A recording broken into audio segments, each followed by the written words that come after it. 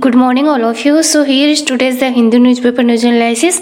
और अगर आपको इस लेक्चर की पीडीएफ चाहिए तो आप टेलीग्राम से जाके डाउनलोड कर सकते हैं, जिसका लिंक आपको डिस्क्रिप्शन बॉक्स में मिल जाएगा। So let's start. तो आज का जो न्यूज़पेपर है उसमें जो मोस्टली न्यूज़ है वो रिलेटेड है जो रसिया और यूक्रेन क्राइसिस के बारे में, और जो अभी वॉर चल रही है तो उसके बारे में है।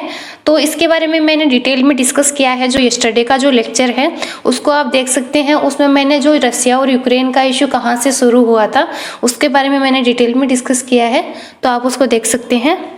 इसके अलावा अगर बात करें यूक्रेन की लोकेशन की, तो ये है यूक्रेन, जिसकी कैपिटल है कीव, और ये बॉर्डर टच करता है रसिया के साथ में, बेलारूस के साथ में, पोलैंड के साथ में, स्लोवाकिया के साथ में, हंगरी के साथ में, रोमानिया के साथ में एंड मोल्डोवा के साथ में।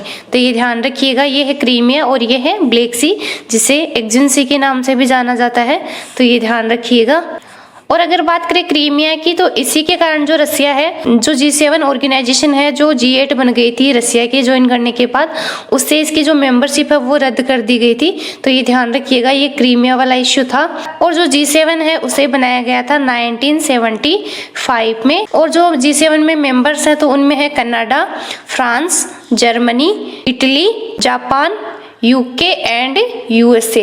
तो ये ध्यान रखिएगा इसमें कौन कौन सी कंट्रीज शामिल है। और जो G7 को ज्वाइन किया गया था रसिया के द्वारा, जिसके कारण ये G8 बन गया था, तो जो रसिया है उसके द्वारा ज्वाइन किया गया था 1997 में। फिर इसकी जो मेंबरशिप है वो रद्द कर दी गई थी 2014 में। तो ये ध्यान रखिएगा।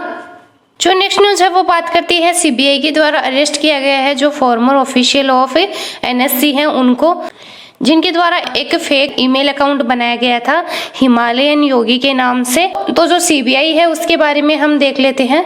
तो इसे बोला जाता है सेंट्रल ब्यूरो ऑफ इन्वेस्टिगेशन। तो ये ध्यान रखिएगा, जो कि एक इन्वेस्टिगेशन एजेंसी है इंडिया की, और ये आती है ministry of personnel and public grievance के अंडर में।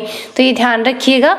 और इसे फॉर्म किया गया था 1942 में एज स्पेशल पुलिस एजेंसी के रूप में। प्रेजेंट में इसके जो एजेंसी एग्जीक्यूटिव है वो है सुबोध कुमार जायसवाल। और जो सीबीआई है उसके जो मेंबर्स हैं उनका टेन्योर रहता है 2 ईयर। तो ये ध्यान रखिएगा।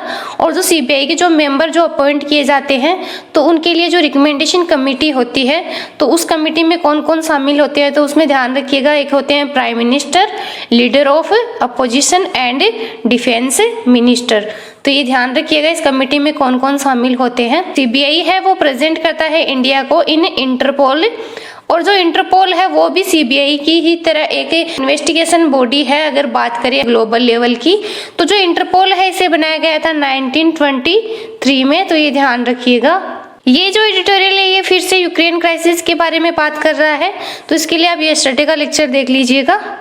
ये वाला एडिटोरियल बात करता है इंडिया और श्रीलंका के रिलेशन के बारे में।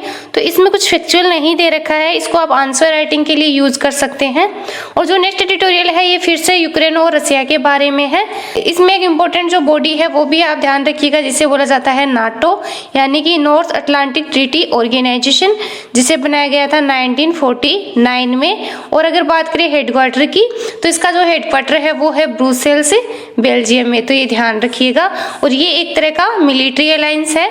सो आज का लेक्चर यहीं कंप्लीट करते हैं। वीडियो अच्छी लगे तो लाइक कीजिएगा, शेयर कीजिएगा और चैनल को सब्सक्राइब कीजिएगा।